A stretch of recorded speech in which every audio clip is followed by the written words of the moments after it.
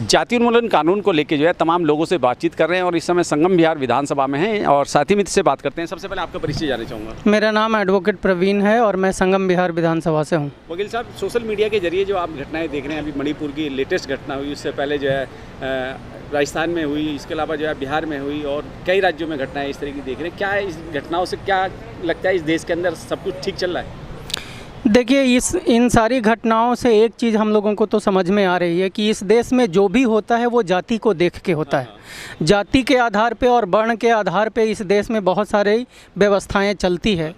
जिस प्रकार से आप देखते हैं कि किसी भी बड़े नेता को अगर वो कोई एक पर्टिकुलर जाति से हैं तो उनको पॉक्सो में भी उनको अरेस्ट नहीं किया जाता है, और छोटे मोटे जब लोग होते हैं, दूसरे छोटे वर्ण के लोग जब होते हैं तो उनको छोटे मोटे धाराएँ में भी उनको अरेस्ट कर लिया जाता है। तो मेरा तो मानना है कि इस देश में जो कुछ भी चल रहा है आज के तारीख में वो जाति के आधार पर चल रहा है और वर्ण के आधार पर चल रहा है। तो क्या लगता है वकील साहब, इस देश से जातियाँ खत्म होनी चाहिए? क्या देश जाति मुक्त होना चाहिए? नहीं, मैं इससे थोड़ा सा अपना विचार अलग रखता हूं कि इस देश में जाति तब तक होनी चाहिए जब तक कि शूद्र वर्ण के लोग, जिनकी आबादी इस देश में लगभग 90% है, उनकी सरकार में जब तक 90% भागीदारी ना हो जाए तब तक जाति उन्मूलन नहीं होनी चाहिए। क्या लगता है कि जिस तरीके की ये घटनाएं होती हैं, इसके लिए किसी कानून की आवश्यकता है इस देश के अंदर या नहीं? देखिए, कानून अगर लीगली आप बात करते हैं तो हमारे संविधान में किसी भी तरह के जो न्याय प्रक्रिया है उसको इस आधार पे तय किया जाता है कि जिस क्राइम को करने में गुनाहगार को जितना मज़ा आया है उसके हिसाब से उसको सज़ा मिलनी चाहिए।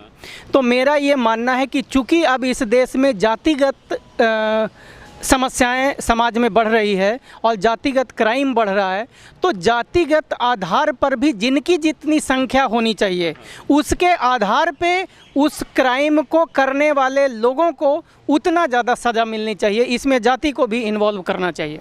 हम एक कानून की मांग को लेकर चल रहे हैं। इस दिल्ली के अंदर विधानसभाओं का सर्वे कर रहे हैं जाति उन्मूलन कानून को लेकर। कहाँ क्या लगता है कि जाति उन्मूलन कानून बनता है तो क्या ऐसी घटनाओं पर रोक लगेगी? मेरा मानना है ऐसा नहीं होगा। जाति उन्मूलन कानून नहीं बनना चाहिए? मेरा मानना है जाति उन्मूलन कानून तब तक नहीं बनना चाहिए जब तक कि शूद्र वर्ण के लोगों की 90% भागीदारी सरकार में हो जाए। क्या तरीका है कि इस देश के अंदर से जातियों को समाप्त करें या जो छोटी जाति के लोग हैं वो सत्ता तक पहुंच पाएँ?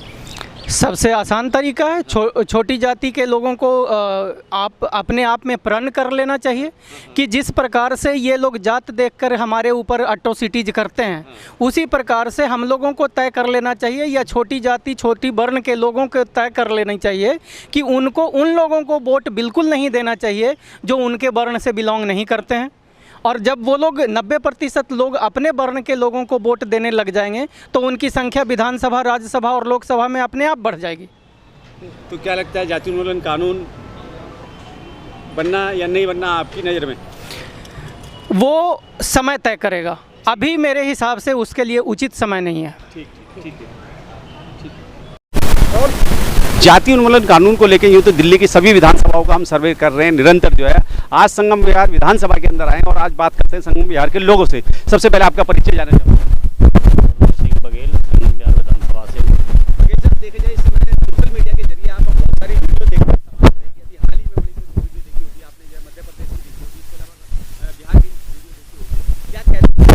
देखिए जी, अभी मैंने सुना है कि मणिपुर की इतनी घटना बहुत तगड़ी हुई है, इसको इतना दिल दुख गया कि आज देखते हुए कि ऐसी घटना हमारे देश में हो रही है और हमारे प्रधानमंत्री और हमारे जो भी मंत्री संतरी हैं वो बिल्कुल बोल के भी राजी नहीं है। ऐसी घटना हुई है कि जिससे आत्मा बिल्कुल ही निचोड़ हो चुकी है कि मैं देखते देखते मेरे आंसू आ गए कि जो कि आज कहते हैं कि मातृशक्ति और बेटी बचाओ बेटी पढ़ाओ का आंदोलन आज चल रहा है हर जगह और लिखा हुआ है, लोगों को मानते हैं, और ऐसा अत्याचार हो रहा है कि मैं तो नहीं समझता हूँ कि देश की जनता इसको स्वीकार करेगी। ऐसे हमारे जो भी हैं पीएम और जो भी हैं सीएम सब जगह के हर राज्य को कहना चाहूँगा कि वो कुछ भी नहीं बोल के राजी हैं बिल्कुल भी। बस उस पर दिखाई दे रहा है कि बहुत अच्छा काम चल रहा है, बहुत अच्छा मिलेगा, ऐसा जब भी कुछ हो सकता है उस पर कोई ऐसी लागू धाराएं होना चाहिए जो कि देश का बचाव हो सके। बघेल साहब, देखा जाए इस देश को क्या लगता है, आप जाति मुक्त करना चाहते हैं? बिल्कुल जाति मुक्त होना चाहिए तभी देश को कुछ न कुछ सुधार मिलेगा, नहीं तो मुश्किल है। मुझे लगता है कि अपनी जातियों में बटे हुए लोग हैं, जो कि उच्च जातियों के लोग हैं, वो नीचे जातियों को समझते हैं, और जो बेचारे हैं वो तो दबे कुचले पहले से ही हैं। आज वो अपने वापे कर रहे हैं, लड़ाइयाँ चल रही हैं, अधिकारों की लड़ाइयाँ लड़ रहे हैं। क्या लगता है इस देश के अंदर जो है जाति उन्मूलन कानून बनना चाहिए, जिसमें सभी जाति धर्म के लोगों का संरक्षण? बिल्कुल, तभी हमारा भारत एक कहलाएगा कि हम एक भारत के अच्छे सिपाही बन सकते हैं, जो कि जाति उन्मूलन हो जाए, अगर पूरा जाति मुक्त भारत हो जाएगा। क्या आप जाति उन्मूलन कानून के समर्थन में हैं? बिल्कुल हैं जी, हम तो समर्थन में ही हैं उसके में। अगर ऐसा हो जाए तो फिर भारत की एक अलग ही एक सूरत होगी। संगम बिहार विधानसभा के लोगों से जाति उन्मूलन कानून को लेकर बात कर रहे हैं और इनसे परिचय जाएंगे।